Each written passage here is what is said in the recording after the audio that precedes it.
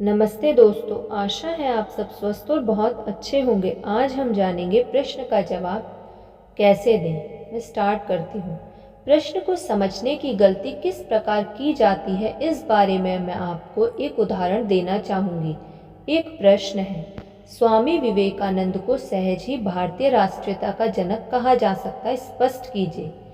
किसी पुस्तक या पत्रिका ने इस प्रश्न का जो उत्तर प्रस्तुत किया था वह इस प्रकार है।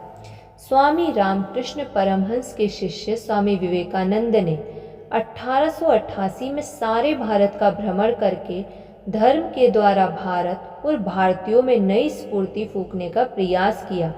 सन 1893 में शिकागो धर्म संसद में भाग लेकर उन्होंने हिंदुत्व का सही अर्थ बताते हुए स्पष्ट किया कि वेदांत विश्व का सबसे महान एवं सार्वभौमिक धर्म है।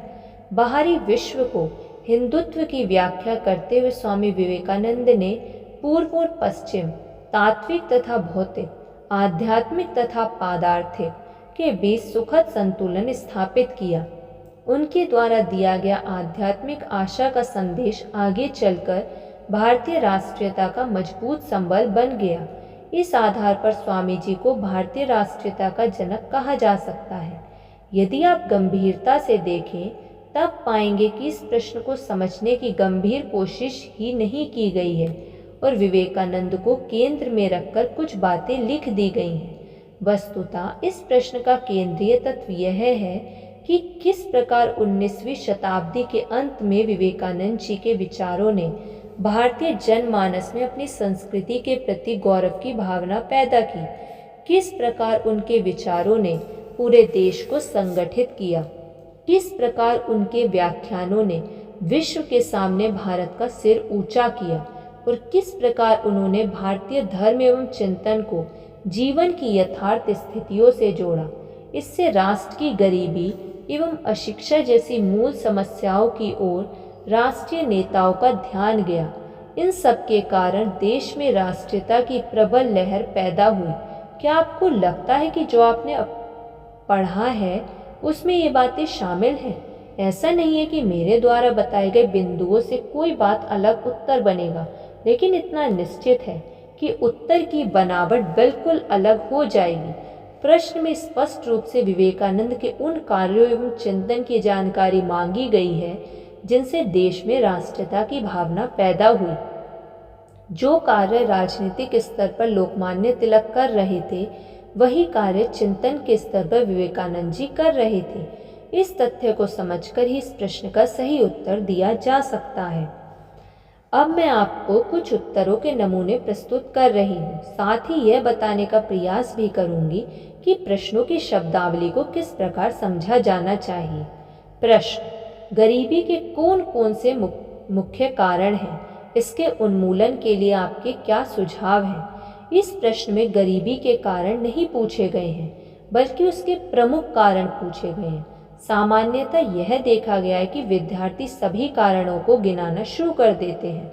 उसमें भी गड़बड़ी यह कर देते हैं कि उनके इन कारणों का क्रम महत्व के अनुसार नहीं होता। याद रखिए कि जब भी आप इस तरह के कारण, लाभ या हानि आदि गिनाएं, तब उनका क्रम महत्व के अनुसार होना चाहिए। अर्थात जो सबसे महत्वपूर्ण कारण हो उसे पहले और जो सबसे कम महत्वपूर्ण कारण हो उसे बिल्कुल अंत में लिखें। यह ठीक उसी तरह है जैसे हम मकान, कपड़ा और रोटी ना बोलकर हमेशा रोटी, कपड़ा और मकान बोलते हैं। सबसे पहले रोटी इसलिए है क्योंकि ये सबसे प्राथमिक वस्तु है, फिर कपड़ा चाहिए और अंत में चाहिए मकान।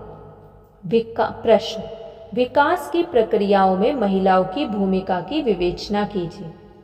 सामान्यतः ऐसे प्रश्नों के उत्तर में परीक्षार्थी महिलाओं की स्थिति की चर्चा करने लगते हैं। यहाँ भूमि की विवेचना का मतलब यह है कि हमारे देश का जो आर्थिक, सामाजिक, राजनीतिक और सांस्कृतिक विकास हो रहा है उसमें महिलाओं का क्या योगदान है।